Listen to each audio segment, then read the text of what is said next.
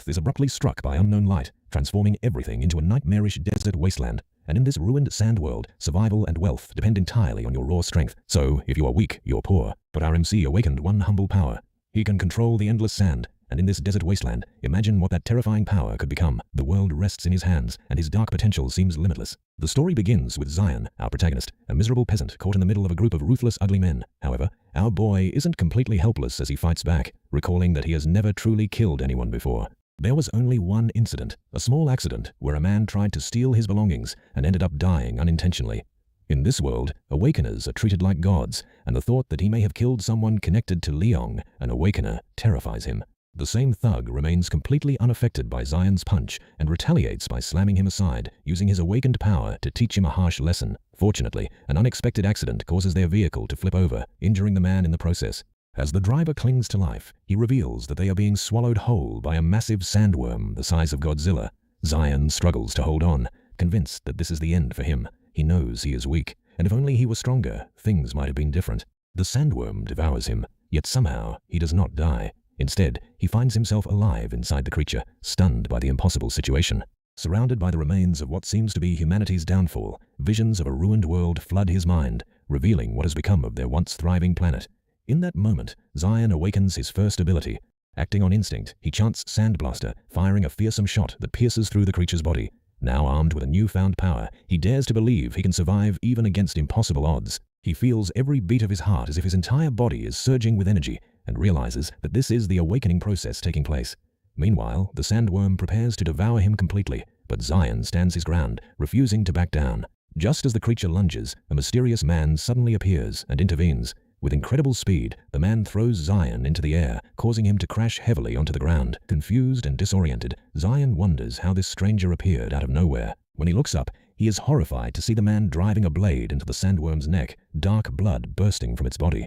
The man casually mocks the creature for making him climb so high before preparing his final move. With a savage kick, he drives the sword deeper, killing the monster instantly. Zion is left stunned, realizing that defeating such a creature is no easy feat, especially since this is his first encounter with a sandworm. Before he can even process what just happened, a blue-haired shotty approaches him and reveals that the man is Captain Jang Young Bayan, known for being flashy. Zion is completely confused by how these people seem to appear out of thin air. As the woman casually praises her captain, Zion notices her overwhelming presence and realizes she is incredibly powerful. At the same time, he feels his body starting to freeze, adding to his confusion. Captain Jang remarks that a sandworm is not even a challenging opponent for him, then addresses Giselle while glancing at the scene. Turning back, he finds the two interacting. Giselle, playful yet obedient, has no trouble dragging Zion around like a rag doll. In an instant, she overpowers him and pins him down, leaving him completely helpless. Giselle begins guessing Zion's rank and abilities, wondering how she should figure it out. However, she notices something unusual. Zion is not an awakener at all. Pinned to the ground, he cannot believe what he is hearing. She continues twisting his arm while informing the captain that he has no rank insignia. Zion is confused, thinking she must be mistaken since every awakener is supposed to have one. From inside the vehicle, another teammate shouts at them to hurry up. Giselle then asks the captain what they should do, pointing out that it would be strange to leave him there to die. Ironically, Zion finds this amusing, considering she was just about to break his arm. Captain Jang studies him briefly before instructing Giselle to toss him into the back, as he seems to be heading toward the mine anyway. In the next scene, Zion finds himself inside a damaged vehicle filled with a noisy and chaotic group. Captain Jang's team is far from calm, creating constant commotion. Meanwhile, Zion is tied up in the back like luggage, forced to listen to their conversations. As sand begins drifting into the vehicle, it becomes clear that Zion is secretly manipulating it, confirming that he has indeed awakened his powers. However, he cannot understand why no one can see his rank insignia. When he checks it himself, he notices something strange. The mark appears orange, blending almost perfectly with the color of sand. Normally, the color of an insignia determines an awakener's classification, blue for magic types and red for combat types. Although there are rumors of other classifications, Zion has never heard of anyone capable of controlling sand before. Even as he effortlessly manipulates it, he realizes his ability is completely unique. Unfortunately, he also recognizes that he is considered an F rank, the lowest tier. Still, there is a silver lining as his power seems to have limitless potential, allowing him to adapt like the desert itself. Satisfied with this, Zion decides to hide his abilities for now, waiting for the right moment to reveal them. Deep down, he believes that one day he will gain control over the entire desert and perhaps even dominate the planet itself. This raises an unsettling question. Will he become a hero or something far more dangerous? Eventually, they arrive at a stunning magic crystal mine. Observing the checkpoint, Zeon notes that everything appears normal at first glance. One of the men orders him to follow without speaking, leaving Zeon no choice but to comply. From a distance, Giselle and Captain Jiang discuss how unusual the boy is. While some might assume he survived purely by luck, the captain strongly disagrees. Earlier, he noticed a massive hole in the sandworm's body, suggesting that Zeon was somehow involved. Despite this, he chooses not to question the boy. A surprising twist unfolds. Instead of dark tunnels, the mine is filled with people enjoying festivities, completely defying Zeon's expectations. The man escorting him mentions that he will call the supervisor soon and tells him to stay put. Left alone, Zeon feels uneasy in such an unfamiliar place. The man even jokes about putting a bullet in his head before walking off, leaving him free to move around, convinced it would not matter anyway. Ignoring the threat, Zion realizes he is starving and begins searching for food. As he looks around, he spots a shop that might satisfy his hunger. At that moment, his attention is drawn to a poster on the wall, one that encourages laborers to contribute to lighting up the city. The seller hands Zion a drink and casually asks if he finds the movement inspiring. His hands are rough and covered in scars, hinting at a harsh past. As he explains that the city's true energy source is not mana stones. Confused by where the conversation is going, Zion asks what he really means. The man points directly at him and reveals that people like Zion are the real source of energy. They are ordered around endlessly, and when one falls, another simply takes their place, making them an infinite supply. Annoyed by the insult, Zion snaps back, telling the old man to worry about his own limited time instead. The man calmly replies that everything seems interesting at his age, and then unexpectedly mentions Zion's experience inside the sandworm, leaving him stunned. The old man continues mocking him, claiming that a kid like Zion will end up inside a sandworm again, since this place is no safe haven. Zion defends himself, insisting he is only here to earn money. The man then points to a pile of junk behind him, urging Zion to take a closer look. At first, Zion sees nothing but useless scraps, but the seller explains that each item once belonged to someone who came here before him. These are the remnants of people who met the same fate awaiting Zion. Many try to resist entering the mines, but the temptation of mana stones is too strong. Out of fear, they sell everything they own just to survive, clinging desperately to life while losing pieces of themselves. In the end, nothing changes, and everything they gain eventually slips away. With no hope left, the old man now tells newcomers the harsh truth directly. The mine will consume them. He cruelly adds that people can leave behind a name, and admits he looks forward to seeing what remains of him after death. Frustrated, Zion ignores the insults and asks for the price of the drink. The man demands an absurd amount, causing Zion to shout in disbelief. Apparently, everything in this place is expensive, even the humble skewer he ate earlier. Zion complains about the poor quality and admits he cannot afford such a price. As he argues, he fails to notice that the surrounding workers and butchers have begun drawing their weapons. They are completely merciless, ready to cut him down without hesitation. Zion stubbornly refuses to pay, but one man suddenly sneaks up behind him, intensifying his fear. The old man then poses a question, asking how someone like him manages to run a business in such a terrible place. The answer is simple. They are all corrupt. When Zeon looks around, he realizes he is surrounded by more than a dozen armed men, acting like a crime boss. The old man asks what he plans to do next. Zeon shouts that he has nothing to offer and that the price is unreasonable. Taking advantage of the situation, the man suggests that Zeon hand over the mana stone in his pocket as payment. Stunned that his possession is already known, Zeon hesitates while the man assures him he will offer a fair deal. Refusing outright, Zion declares that he nearly died to obtain that stone. He tries to reason with the old man, but his words carry no weight. Abruptly, a large man grabs his head and slams it against the table, even suggesting they bury him on the spot. Enraged, Zion imagines unleashing a sandblaster and tearing through everyone, envisioning their defeat in a burst of power. However, reality hits hard. Instead of victory, he finds himself bleeding from the nose and unable to act, cursing his weakness. In the end, he is forced to surrender the mana stone, giving the old man exactly what he wanted. The seller examines the stone and comments on its size, estimating it to be worth around 100 souls. Zion argues that it should be at least 300, but the man dismisses him, knowing he holds all the leverage. He mocks Zion again, suggesting he should have become a sandworm instead of coming here. After another rough shove, Zeon reaches his limit and considers using his powers to escape, but he knows he is still too weak. Instead, he negotiates for a bonus in exchange for the stone. The old man agrees, warning him to watch out for pickpockets, and allows him to choose anything from the pile of junk as part of their deal. As Zeon searches through the pile, he struggles to find anything useful. The old man watches with curiosity, noting how Zeon is to waste even a single coin, a rare trait in this place. While sifting through the items, Zion comes across something unusual, an object that even the seller finds interesting. In the end, he chooses a small hourglass as his reward. As he prepares to leave, the man mocks him once more for selecting trash, Before walking away, Zion asks for his name, and the man introduces himself as Klexi. Zion memorizes the name, hoping they never cross paths again, though his tone carries a clear threat. Klexi, however, remains completely unfazed. Later, inside his quarters, Zion examines the hourglass more closely. He notices that it takes about 10 minutes for the sand inside to fully run through. Wanting to test his abilities, he takes a deep breath and focuses, commanding the sand within the hourglass to move. To his surprise, nothing happens. Confused and frustrated, he begins to doubt whether his powers are truly related to his awakening. His ability remains a mystery, as he has never seen anything like it before. Still, he cannot shake the strange feeling that the hourglass was deliberately placed for him, as if it had been calling out to him all along. Before he can think further, the door is suddenly kicked open by a man demanding to know if he is the new arrival. Zion is instantly insulted and berated for not already being at the mine. The man, Manho, shows no patience and ignores Zion's attempt to speak respectfully. Instead, he delivers a brutal uppercut that sends Zion flying.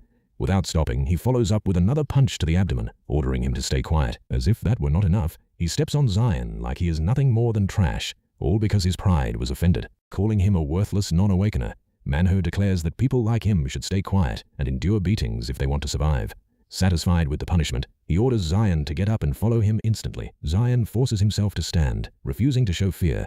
The first thing he does is call Manho a psychopath, declaring that no matter what happens, he will kill him one day. It is clear he is already building a list of enemies he plans to take down in the future.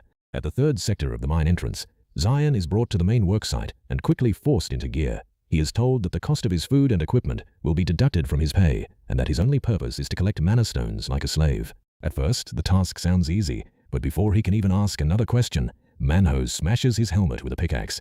He coldly states that he does not care if Zion knows how to mine, and that the broken helmet will also be deducted from his wages.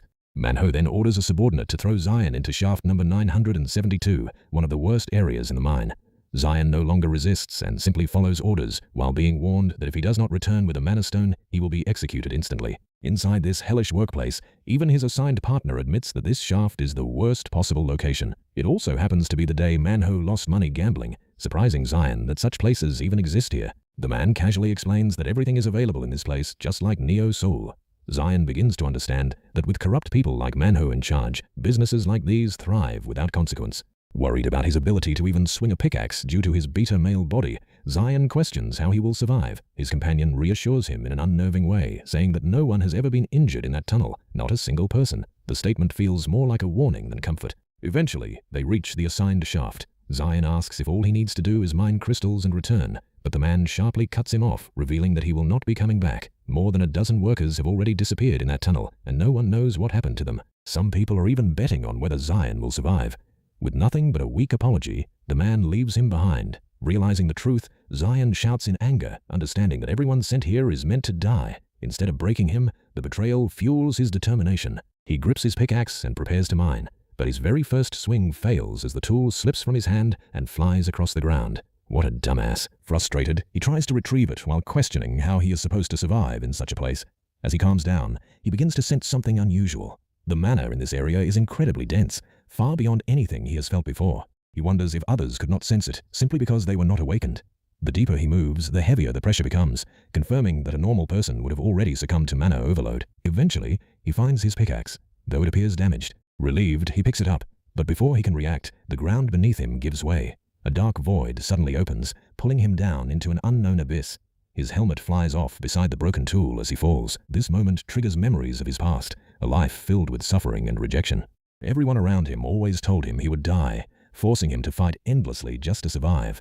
He endured beatings simply for wanting basic necessities, and every dream he had was crushed by others. In the end, he even took a life, overwhelmed by fear and guilt, believing his own life was finished. Desperate to escape that fate, he ran, haunted by the name Leong. Back in the present, Zion regains consciousness after falling through the portal. He immediately notices the intense heat and the ash surrounding him. Realizing where he is, he curses his luck. The portal has led him into a volcanic dungeon filled with danger. A small stone rolls toward him, and when he grabs it, he quickly drops it from the intense heat. This confirms that everything around him is real. Drawing from what he knows about dungeons, he understands that there must be both an entrance and an exit. With his hand burned, he tears a piece of cloth to cover his mouth, knowing that the ash alone could suffocate him if he stays too long. Determined to survive, Zion assumes that the exit lies at the highest point of the volcanic area. Staying still would mean certain death, so he decides to move as rapidly as possible while there are no visible monsters. With renewed determination, he charges forward, pushing his body to its limits. Despite his confidence, he barely avoids falling into lava and struggles to maintain his footing as the unstable terrain collapses beneath him. At one point, he nearly falls into the molten pit, barely saving himself by clinging to the edge. Even then, he refuses to give up, declaring that something like lava will not stop him. After barely surviving multiple near-death situations, his frustration grows, and he directs all his anger toward Manho, swearing revenge. However, he quickly regains focus, reminding himself that survival is his only priority. From his current position, he calculates that he needs only a few more jumps to reach the highest point. Without hesitation, he pushes forward, determined not to let his life end in such a place. Just as hope begins to rise, a massive creature bursts from the lava and devours him whole, before diving back into the molten depths. However, the creature soon senses something unusual and looks upward. Zion is still alive. He managed to escape its jaws and cling to a nearby ledge using his powers. Through this ordeal, he realizes that he can manipulate volcanic ash as well, which saves him from certain death. Exhausted and nearly unconscious from the intense heat, he struggles to breathe as the environment itself becomes his greatest enemy. His body begins to fail, and the thought of death crosses his mind once again. Refusing to give in, Zion forces himself back up, clinging to his will to survive. Even in this desperate moment, he finds a strange motivation, refusing to die before experiencing more of life. Gathering what little strength he has left, he manipulates the volcanic ash once more, preparing for the monster's next attack. As the creature emerges again from the lava, Zion braces himself for battle. Just then, a mysterious voice suddenly echoes, acknowledging his unique ability and praising his potential. Zion is startled by the sudden voice, while the speaker expresses deep interest in his ability to manipulate sand. Moments later, an old man descends from above, almost like a blessing sent from the heavens. Gripping his sword mid-fall, he crashes down at incredible speed and slams directly into the monster. The sheer force of the impact sends shockwaves through the area, distorting the flow of lava and scattering debris everywhere. Zion is nearly wiped out by the blast alone, his body trembling as the pressure ruptures his eardrums and dulls his senses. When he finally looks up, he sees the aftermath. The creature has been cleanly split in half. The man standing before him is on an entirely different level, far beyond any awakener Zion has ever seen. The old man casually steps forward, each movement carrying overwhelming force. Zion is left speechless, completely absorbed by the display of power. The awakener asks for his name, but when Zion does not respond, he creates a tense situation, threatening consequences if the boy does not answer before he counts to 3.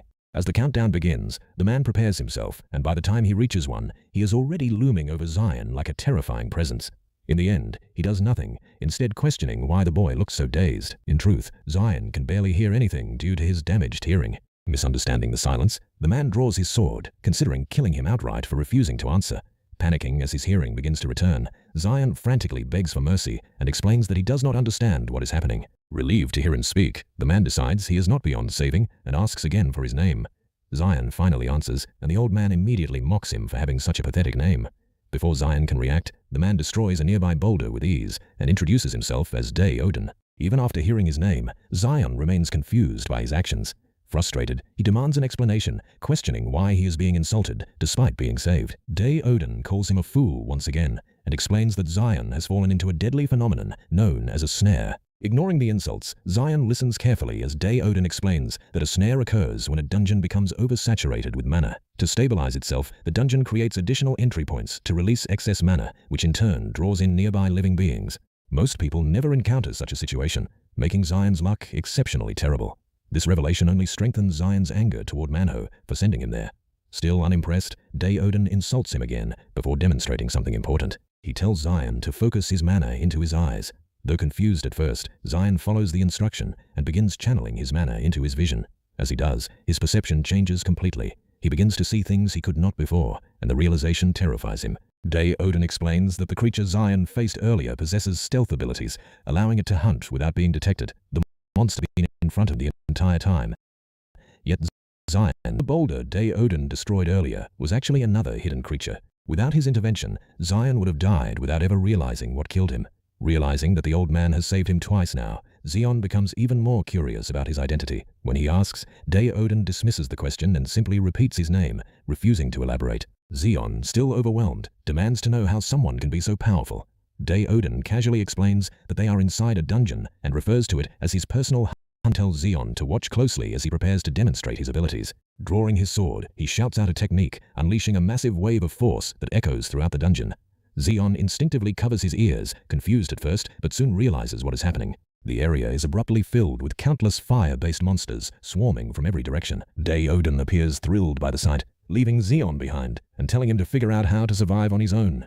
Thrown into a life-or-death situation, Xeon curses the old man while desperately trying to think of a way out. However, escape is impossible. The monsters are far too fast, attacking him repeatedly and tearing his clothes apart bit by bit. He struggles to keep up, unable to track against their movements. As the attacks continue, he notices something unnerving. The creatures keep targeting his left side repeatedly. Desperate, he tries to fight back using sand, but his attacks fail to land as the monsters easily evade them and strike back. Overwhelmed, Xeon feels completely useless compared to Day-Odin. He raises his arms to shield himself, barely managing to protect his face as attacks rain down on him. Realizing he will die if he continues like this, he begins to panic. But the thought of dying after being saved twice fills him with frustration and shame.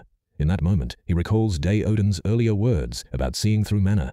Though his ears are still ringing, he focuses on the lesson instead of his fear. Calling himself pathetic, he refuses to give up and begins concentrating his mana into his eyes once again. Slowly, he refines his control, increasing the clarity of his perception. He focuses on sensing the flow of mana rather than relying on his physical sight. This time, it works. He begins to detect the presence of the monsters through their magical energy. Now able to track their movements, Xeon waits for the right moment. As soon as one enters his range, he strikes precisely, finally taking down two of the flying creatures that had been attacking him. For the first time, he feels a sense of control in this chaotic battle. Meanwhile, Day-Odin continues fighting much larger monsters in the distance, clearly enjoying himself. He remarks that it has been a long time since he has felt this excited in a fight, treating the entire situation as nothing more than a thrilling hunt. Day-Odin charges forward and delivers a devastating punch, tearing the massive crocodile-like monster clean in half. As the creature collapses, he casually remarks that it was not even a proper opponent, sounding almost disappointed that it failed to give him any real excitement. He lets out a sigh and comments on how the number of dungeons has declined compared to his younger days. Watching the scene unfold, Xeon cannot help but feel a strange sense of pity for the monster. The way Day-Odin killed it so effortlessly makes it seem no more threatening than a small lizard. Meanwhile, Xeon himself is reaching his limit, letting out a weak laugh at his own situation. Suddenly, a powerful shockwave hits him, forcing him to his knees as he vomits from the impact. Barely regaining his footing, he asks what has happened. Day-Odin calmly explains that what Xeon felt was the roar of the dungeon boss. Every dungeon has a final boss, and that is the real reason he came here. Moments later, a massive drake descends from above. Day-Odin identifies it as a crimson drake. Hearing the term, Xeon asks if it is a dragon, but Day-Odin immediately corrects him. He even complains that it is disappointing to face only a B-rank creature instead of a true dragon. Despite his tone, the drake is clearly deadly, surrounded by a powerful force field. Xeon recalls that higher-ranked monsters possess unique traits similar to Awakeners. Observing the aura, he realizes it is blue, meaning the creature is magic type. Before they can react further, the drake unleashes a devastating black flame attack toward them. Frozen in fear, Xeon is unable to react at all. Meanwhile, Day-Odin leaps directly into the attack and slams his massive sword onto the drake's head. The creature swiftly retaliates, striking back with its claws. Day-Odin attempts to counter using his technique, but gets caught in the drake's grip. Taking advantage of the opening, the monster prepares a close-range breath attack. However, Day-Odin reacts instantly, forcefully shutting its mouth and trapping the flames inside. Calmly, he asks if the creature can feel pain before declaring that he will end it. Tightening his grip, he pushes forward and re-engages the drake, stating that this will be its final day. In that same moment, Xeon is running for his life, caught in the middle of a battle far beyond his level. He struggles to even stand, let alone defend himself. Using his ability, he forms a wall of sand behind him to block incoming shockwaves. Shouting in frustration, he demands that they take their fight somewhere else, unable to comprehend how mere shockwaves can cause so much damage. Meanwhile, Day-Odin is enjoying himself, comparing the fight to an amusement park. Another shockwave suddenly strikes, catching Xeon off guard. This time, he cannot react in time and is thrown violently through the air. His body crashes toward a pool of magma, leaving him frozen as he realizes he is about to die without accomplishing anything in life. The focus shifts back to Day-Odin, who doesn't give a single care for Xeon's fate. Instead, he continues mocking the drake, calling it a disgrace among boss monsters. Enraged by the constant insults, the creature charges up another powerful breath attack. Seeing this, Day-Odin smiles, excited by the challenge. The drake unleashes a concentrated blast of magic that tears through everything in its path, growing stronger as it travels. After the attack ends, the creature assumes victory, believing Day-Odin has been completely obliterated. However, when it hears his voice behind it, everything changes. Turning around in terror, it finds him casually perched on its body, his sword buried deep within it. Day-Odin calmly reveals that he has been searching for a creature like this for a long time, as he needs a crimson drake heart to strengthen his sword. Without hesitation, he drives the blade deeper, allowing magic to flow through the monster's body. The drake thrashes violently before finally collapsing. As its power is absorbed, the sword begins to glow with a crimson aura, signaling its growth. Satisfied, Day-Odin admires his weapon, pleased with its evolution. His moment is interrupted when Xion abruptly appears and questions why he is talking to his sword like a madman. Surprised, Day-Odin notices that Xion is still alive. Xion explains that he narrowly survived by using his sand manipulation to cushion his fall when he was thrown toward the magma. Even he is stunned at how often he manages to escape death. He adds that enduring the shockwaves from Day-Odin's fight has sharpened his reflexes. Day-Odin shows mild approval, but quickly shifts focus, grabbing Xion by the collar and stating that the dungeon is collapsing now that the boss is dead. Confused, Xion questions why he is being treated like baggage. Without warning, Day-Odin throws him into a small crack that appears in space, casually telling him goodbye. While flying through the air, Xion curses him endlessly, calling him worse than Manho. Moments later, he is ejected onto the surface, tumbling across the sand in a disoriented state. Spitting out sand, he asks where he is. Day-Odin explains that defeating the boss opens exits back to the surface. Xion instantly complains that they could have simply walked out instead of being thrown. Losing patience, Day-Odin finally speaks seriously. He acknowledges that Xion's sand ability has potential, but in his current state, he is still useless.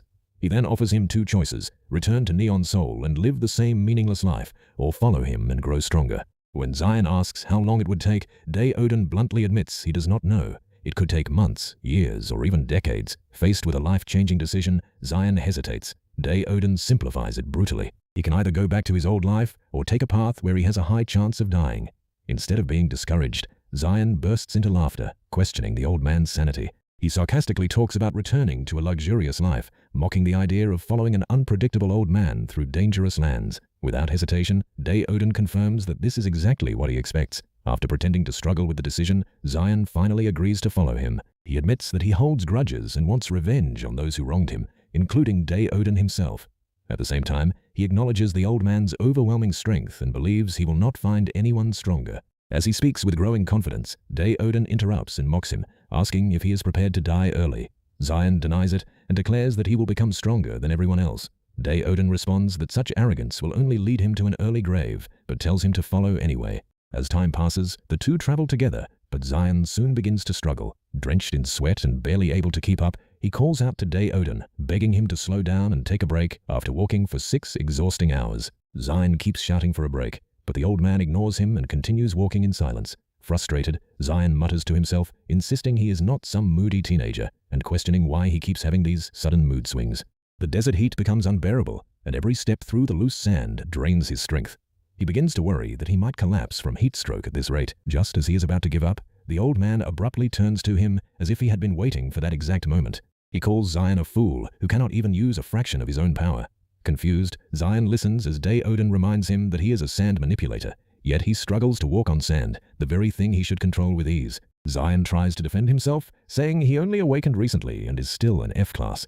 That immediately irritates Day-Odin, who dismisses the idea of rankings entirely. He demands to know if Xion truly believes people are born as S-class, while he alone was left behind. Grabbing him by the collar, the old man questions whether he plans to give up simply because he thinks he was not blessed. After venting his frustration, he throws Xion back onto the sand and orders him to figure things out on his own. He insists that Xion must understand his own power if he wants to break past his limits. Just when Xion starts thinking the old man might be reasonable, Day-Odin abruptly snaps again and warns him that failure will mean death. Taking the warning seriously, Xion begins experimenting with his ability. He knows he can only control sand within a range of about 5 m.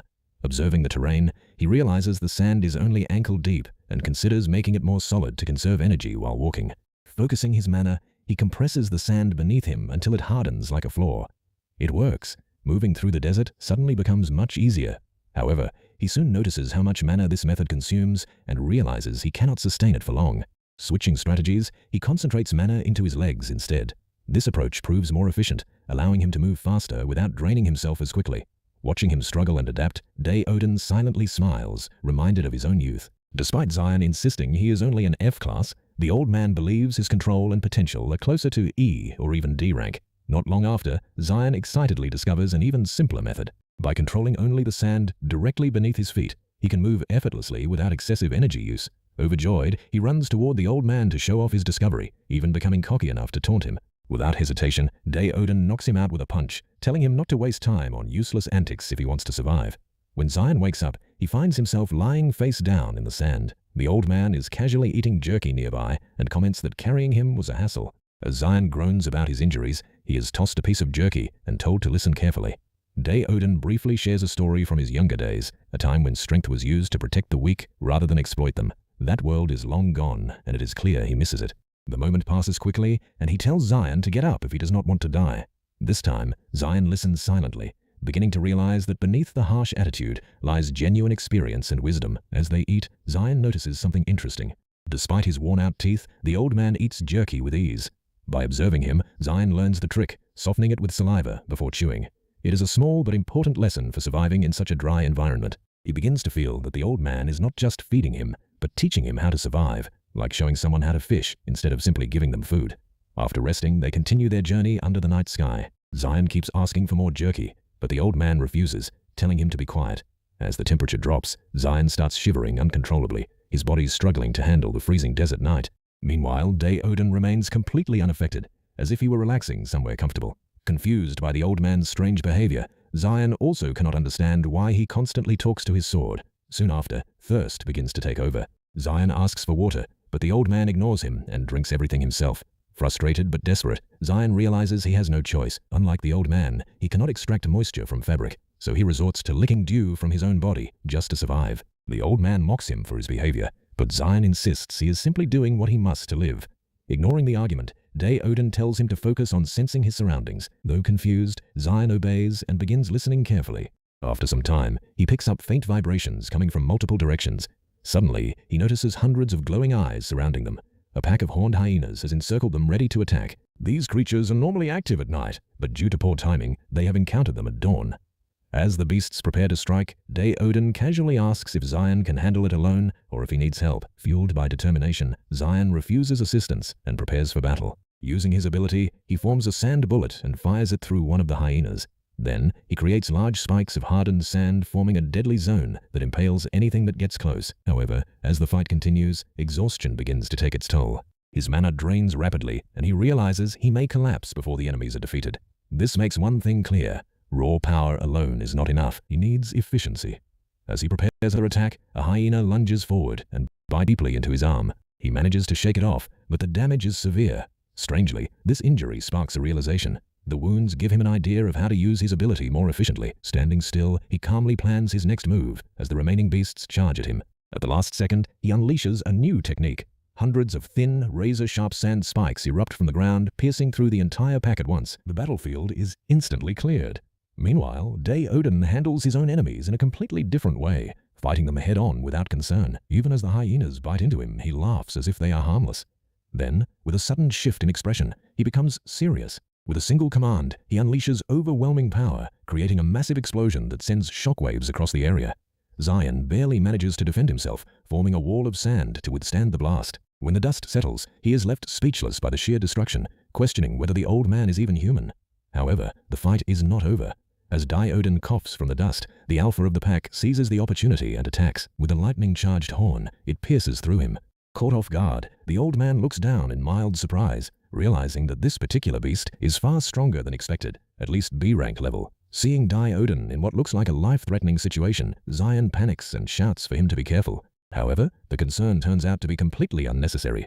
The old man casually grabs the hyena's lightning-charged horn, as if it belongs to him, barely reacting to the electricity surging through it. Zion is left completely stunned, unable to process what he is witnessing. Even the alpha hesitates, backing away as Day Odin seems to enjoy the lightning like a relaxing massage. After a moment, he declares that it is over, leaps forward, and drives his sword deep into the beast, ending the fight in an instant. Watching this, Zion realizes how foolish it was to worry about someone like him. After the battle, the two begin collecting materials from the fallen horned hyenas. Zion, now wearing the alpha's hide, asks when they will finally leave. He is surprised to see Day Odin carefully collecting the horns, explaining that they are valuable for crafting lightning-based weapons. Without warning, the old man tosses him a dagger and tells him that from now on he must hunt for his own food. There will be no more handouts, especially since most parts of the hyena are poisonous. Only specific muscle sections are safe to eat. As Day Odin casually prepares his portion, he snaps at Zion to stop staring and get to work before sunrise. Following the order, Zion begins harvesting meat on his own. By the time the sun rises, he already looks more experienced than before. Though he still lacks a proper water source, he now carries enough food in his satchel. His improved sand-walking ability also makes traveling through the desert much easier. Feeling confident, he teases the old man, asking if he is struggling to keep up. This time, he even manages to dodge the first punch and sticks his tongue out playfully. However, the second strike lands cleanly, knocking sense back into him.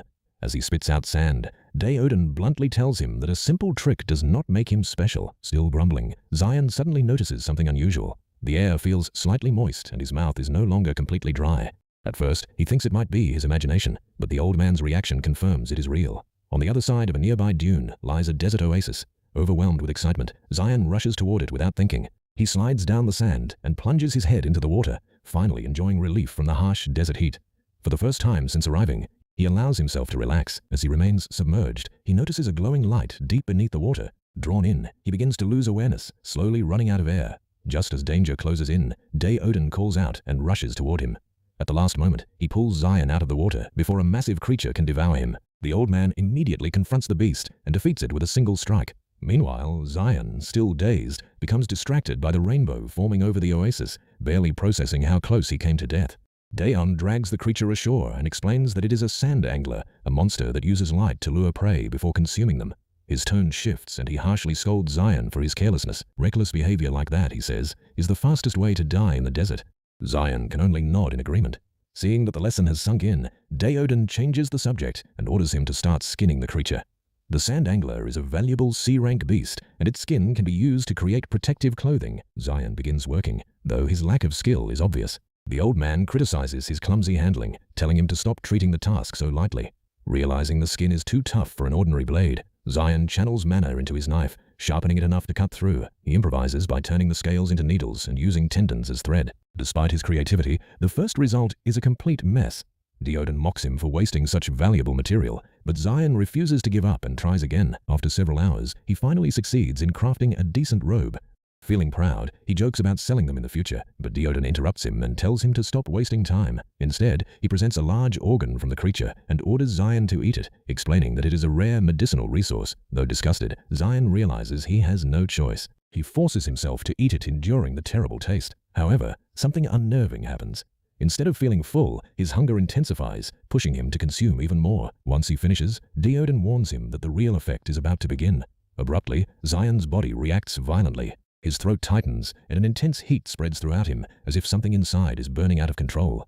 Overwhelmed by pain, he collapses and begins screaming. Meanwhile, Day-Odin remains calm, telling him to endure it. He speaks about how everything in life is fleeting, much like the oasis, and how creatures like the sand angler exist to maintain balance. However, Xion, writhing in pain, interrupts him and demands help instead of lectures. Despite his condition, the old man does nothing. He simply watches for a moment before lying down and going to sleep, leaving Xion to endure the agony on his own. The next day, Xion finally opens his eyes and is met with the old man staring down at him with an unsettling smile. The sight almost scares his soul out of his body, and he instantly yells at the man for nearly giving him a heart attack. After exchanging a few more light remarks, the old man asks how he feels. Only then does Xion realize something is different inside him. His body feels lighter, his muscles stronger, and the mana within him is almost overflowing. Curious, he questions what happened, comparing the sensation to some kind of super soldier enhancement. The old man calmly explains it was due to the sand angler's gallbladder, an organ that acts like a cheat item for surviving the desert and greatly boosts strength. It is extremely valuable, which makes Xion uneasy that he was allowed to use it. The old man dismisses his concern, saying it was necessary since Xion was too weak and would only slow him down. Xion protests that he is still useful at times, but the old man cuts him off and tells him to eat so they can finish the creature. 4 days later, they finally reduce the sand angler to nothing but clean bones. With no time wasted, they resume their journey. Soon after, strong dusty winds signal a coming sandstorm. Despite the harsh conditions, Xion is barely affected thanks to his improved body, and he is amazed the old man keeps walking without any signs of fatigue. Day-Odin remains silent for days, prompting Xion to jokingly wonder if he is going through some kind of old man crisis. 2 weeks into the journey, Xion begins questioning if the old man even knows the destination. Just then, a giant ant monster appears behind him, and Xion instantly reacts with a sandbeam attack, sensing more threats approaching. As the fight escalates, Xion quickly realizes the creature is tougher than expected when it survives his attack. His excitement turns serious as he detects multiple approaching ants using his sand sense. Without hesitation, he drives his hand into the ground, forcing hidden ants to surface as they begin to surround him. What starts as a controlled fight quickly turns chaotic as waves of ants continue to emerge. Xion grows slightly bored while repeatedly blasting them with sand, but at the same time, his technique sharpens rapidly through constant combat. He even notes that sandstorms are perfect for him since they provide virtually unlimited material to fight with. Meanwhile, Diadan continues moving ahead without slowing down, leaving Xion to deal with everything behind him. Xion complains about the lack of loyalty, even joking that this explains why the old man is still alone in his age. While distracted, Xion suddenly senses something far more dangerous within his detection range. Unlike previous beasts, this presence sends a chilling sensation through his spine. Almost immediately, a massive stampede of ants erupts from the ground, forming an overwhelming swarm that surrounds him from all sides. Xion turns to Diadan for help, admitting he is out of his depth, but the old man simply sits down to watch as if enjoying a show. Realizing no help is coming, Xion understands he must handle it himself. Diadan's calm reaction also confirms that this is likely a test. Accepting the challenge, Xion gathers sand into a massive rotating sphere and traps portions of the swarm, though more ants continuously break through. As the pressure builds, he begins losing control and is eventually dragged like debris across the battlefield. Frustrated, he even challenges the ants to fight one-on-one, but they only swarm him more aggressively. Forced to adapt, Xion hardens sand beneath his feet and begins using it as a platform to move through the air. However, the ants counter by forming towering structures to reach him. Even mid-air, he is pulled down when they combine into larger formations, dragging him violently back to the ground. Bruised and coughing blood, Xion struggles to stand while noticing Diadan still watching without emotion. That indifference fuels his determination. He refuses to rely on anyone and pushes forward on his own. For the first time, Diadan shows mild approval, acknowledging his spirit. He reflects that in this ruined world of endless sand, Xion's ability is a rare blessing. True awakeners are meant to push their powers beyond limits, not live ordinary lives. Diadan remembers the ancient catastrophe that destroyed the world 100 years ago, losing his family and especially his daughter, leaving him powerless and hollow. Seeing Xion now refusing to break even under overwhelming odds reminds him of what strength truly means. Inspired, Xion unleashes a newly created technique, highly compressed sand missiles combining gravity, wind, and raw energy into devastating attacks. The battlefield is reduced to craters as the ants are wiped out in waves. Just as Xion celebrates his success, distracted by his victory, a massive ant emerges silently from his flank and clamps down on him with crushing force. He never sensed it coming. Instantly, he realizes something is wrong inside his body. His mana is destabilizing and slipping away. A foreign sensation spreads through him as he understands the truth. He has been poisoned, and his newly formed mana pathways are being blocked. Now weakened and restrained, all Xion can do is curse helplessly as the situation turns against him. The giant ant showed no reaction to Xion's curses, treating him as nothing more than prey to be collected. When he eventually regained consciousness, he found himself deep underground inside a vast tunnel system, completely surrounded by his enemies. It was an ant nest. Sensing the arrival of fresh food, the colony's larvae quickly crawled toward the paralyzed human. Their piercing screeches and alien appearance were unsettling as they confirmed he posed no threat. Almost immediately, they began swarming over his body, trying to bite into his flesh. Their strength was enough to pierce skin and dig through what lay beneath. Despite being reduced to helpless prey in the middle of a grotesque feeding frenzy, Xion could not move a single muscle. At this rate, he would be eaten alive. As his vision slowly darkened, memories of his life flashed before him. That bleak recollection sparked something deep within him. With sheer willpower, he forced his body to resist the poison and crushed one of the larvae crawling over him. The sudden movement alerted the surrounding ants, but Xion only laughed bitterly at himself for nearly accepting death so pathetically. There wasn't a single good memory in that flashback, just emptiness. He refused to die as a nobody. That refusal pushed him beyond his limits. The markings on his forearms shifted as he regained control, and sand erupted beneath him in a violent burst, instantly obliterating the larvae around him with a spike-like explosion. The ant army panicked. Their supposed helpless captive was standing again, now surrounded by dozens of compressed sand missiles floating in the air. Looking at his forearm, Xion saw his rank had increased. With it came poison cleansing, stamina restoration, and a massive boost to his already overflowing mana capacity. The second line on his mark represented everything he had endured alongside Dion and over the past days. Compared to his former self, everything, power, stamina, mana output, had evolved dramatically. And yet, even with all this growth and his arsenal of sand missiles, he still couldn't land a single meaningful blow on the Ant Queen. The giant creature retaliated with blinding speed, her limbs shattering stone into dust with ease. Xion continued his barrage, but her exoskeleton remained completely intact. Frustration built as he realized brute force alone wasn't enough. Accepting that his current methods were useless, Xion shifted strategies. If piercing and smashing wouldn't work, then he would take the armor itself. Controlling every grain of sand he could summon, he coated the queen's entire body and focused on a twisting, ripping force, trying to peel her hardened shell away from the flesh beneath. The effect made the queen screech in agony. In response, she began gathering pure mana within her mandibles instead of retreating. She wasn't just defending, she was preparing a counterattack. Ultra-high-frequency waves erupted from her body, piercing Xion's senses and making his ears bleed as his vision blurred under the pressure. The battle turned into a brutal contest of endurance. Zeon, despite the overwhelming pain, refused to back down. If he died here, so be it, but he would not be ignored. The stalemate finally broke when his consciousness began to fracture, his connection between mind and body snapping apart. Just as everything was about to end, Deodan reappeared, pulling him back from the brink.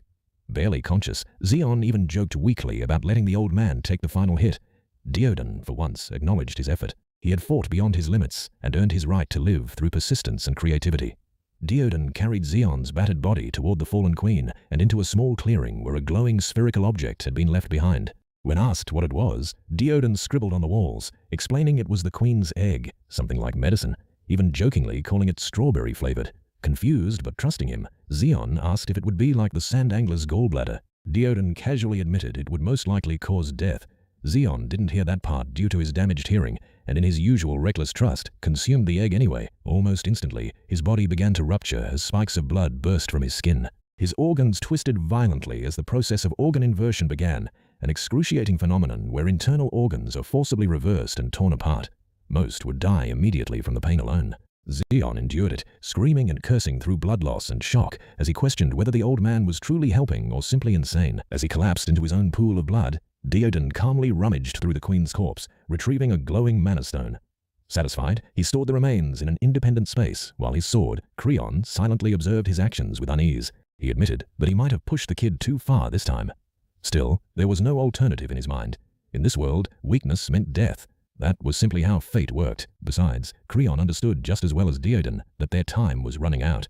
By sunrise, Zeon once again defied all expectations, waking up like a drained corpse that somehow refused to stay dead. The first thing he saw was that familiar irritating smile on a wrinkled face. Instantly, the disrespectful brat launched himself at his mentor without hesitation. Deodan calmly warned him not to stir up dust while he was still being patient, but Zeon wasn't listening. He had already formed another batch of compressed sand missiles, locking onto the old man's position. Deodan tried to stop him, but Zeon went through with the attack anyway. To be fair, he wasn't thinking clearly. His mind was still clouded, and he genuinely believed the old man had tried to kill him. Sand erupted violently as he buried Deodan under layers of pressure and debris. Still not stopping, Zeon followed up by manipulating jagged stalactites from the cavern ceiling, snapping one loose and dropping it like a spear toward the old man. The entire sequence drained him completely, both mana and stamina pushed to their limits. While Zeon ranted about betrayal and attempted murder, Deodan only sighed and questioned his intelligence. Even if the queen's egg had side effects, that was no excuse to stop using his brain entirely. What shocked Zeon more wasn't his own outburst. It was the fact that Deodan stood there completely unharmed, not a scratch, not even dust on his clothes. It made him realize something simple but terrifying. If the old man truly wanted him dead, a single flick would have been enough. Why would someone like that bother poisoning him at all? The thought stung, but it also made sense. Deodan finally explained the truth. The queen's egg was not just poison, it was also a refinement catalyst. It violently twists and tears the body's internal structure. Yes, but in surviving it, the body expels every impurity and resets its mana pathways. In that broken state, mana capacity expands rapidly to fill the newly cleansed space. In short, Zion hadn't been harmed randomly. He had been forced through a brutal evolution, and judging from the reaction during his attempt to kill Deodan, his mana had likely increased 3 to 4 times over. Once the explanation settled in, Zion immediately switched tone, apologizing profusely and even clinging to the old man in relief, claiming he wasn't in his right mind earlier. Deodan looked visibly uncomfortable, mostly because he was being hugged by a sweaty, snot-covered idiot, but he didn't make a big deal out of it. Fortunately, the egg had also restored Zion's injuries, including his eardrums, which meant he could now hear insults clearly again. Internally, Deodan discussed the situation with Creon, acknowledging the risk they took. In truth, Zion's apology was only half genuine. Part of him was just trying to avoid further punishment. Still, Deodan concluded the gamble was necessary. If the boy didn't grow fast enough, he would simply become dead weight. In this world, reckless gambles sometimes paid off. Without warning, Deodan lifted Zion as if he weighed nothing. Zion protested, saying he could walk now, but the old man ignored him. There was a faster way out. Deodan pointed upward toward the cavern ceiling, and Zion immediately understood he wouldn't have a choice in how this ended. Moments later, the surface of the desert shattered as they erupted upward from below. Sand exploded outward as they returned to the open wasteland. Zion complained immediately. He wasn't fond of Deodan's idea of travel. The old man simply replied that leisurely travel wasn't an option when Zion had been sleeping for 4 days straight. Their argument was cut short when Deodan abruptly stopped, his gaze fixed on something in the distance. Zion tried to act indifferent, claiming nothing could surprise him anymore, until he followed the same line of sight and immediately shut up. Far across the desert stood a massive figure, a land tortoise the size of a small island, slowly moving through the sands. Even from nearly 30 kilometers away, its scale was overwhelming. Deodan identified it as the mobile fortress Archelon, a B-rank magic beast whose defenses rivaled even A-rank monsters. It was once tamed and modified by mighty individuals, its shell transformed into a traveling fortress. As the colossal beast passed, Zion and Deodan looked like nothing more than specks of dust beneath its feet. The sheer scale of it forced Zion to finally understand just how vast the world truly was. Then, as the Archelon halted, a figure leapt down from its shell. Deodan's expression shifted slightly. Whoever had just arrived wasn't a stranger. In fact, it had been a long time since these two old men last met. The old dude stated that it's been a while since they both met before stating his name, Pavilsa. Pavilsa replied that Deodan is still abnormal despite being over 100 years old. The two continued yapping about territory and Pavilsa's problem on the infestation of scavengers while our boy Zion watched in the sidelines. He even wonders how both of these two fossils are so strong despite their age. Abruptly, the giant turtle's head moved and lowered to their side, offering a ladder. Pavilsa told the duo to follow him while the turtle stared at our boy intently, making him nervous. Noticing this, Pavilsa asked Deodan who this scrawny kid is, to which Deodan replied that he just picked up some trash to help our Mother Earth from pollution. Pavilsa stated that the world must be ending because he is dragging someone with him. The next scene left our boy shocked. Inside the huge ore turtle, there is an entire civilization. Deodan told Zion that it is the Moat clan, to which Zion asked if they are all blood-related. Deodan did not deny it, and even stated that they are all descendants of Pavilsa, and these people claim that they are the chosen ones, even though they can't do nothing without the big ore turtle. Pavilsa then chimed in, asking what does Deodan know to blabber things like that. Deodan, not letting it slide, roasted Pavilsa that if he died, the big turtle will abandon these people. The scene then shifted to a grand room, to which Pavilsa asked if he can see the goodies. Deodan then opened a black portal before dumping a massive amount of treasure, which left Zion shocked, and even asked Deodan how many lives he had taken, to which Deodan replied that he will be next. Zion then asked Deodan if he was a magic type to be able to cast a portal that the treasure came from, to which Deodan shouted at Zion, wondering how he doesn't know a subspace, even roasting him as a dumbass. Meanwhile, in the background, Pavilsa observed the treasure carefully. Pavilsa then stated that every single treasure is a top-grade item, to which Deodan asked him to stop and just get on with it. Pavilsa asked him to calm down. He then asked him what he wants for those loot, to which he replied a breastplate made out of the corpse of the wolf and queen, and a subspace for our boy. Pavilsa asked what he will be using it for before picking up Zion like a pet and saying it's all for him. Great, the apocalypse finally gave us father-son bonding time. Pavilsa thought to himself that seeing Deodan care for someone is extremely rare. He wondered what that kid did.